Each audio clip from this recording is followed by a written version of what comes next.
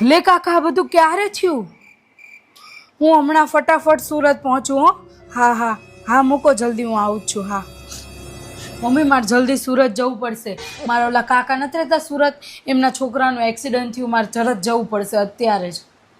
કેમ તે શું કરવાનું છે? શું થયું? અરે સળિયો નાખવાનું કીધો છે એને ડોક્ટરે, તો અત્યારે જ જવું પડશે મારે. તે કેમ તાર સળિયો લઈને જવાનો છે? અહીંયા સળિયો નથી મળતો. અરે મમ્મી દવાખાને સળિયો નાખીને ઓપરેશન કરવાનું કીધું છે ડોક્ટરે. તે લે, તે ઓપરેશન તારે કરવાનું છે? શું કેવું મારે?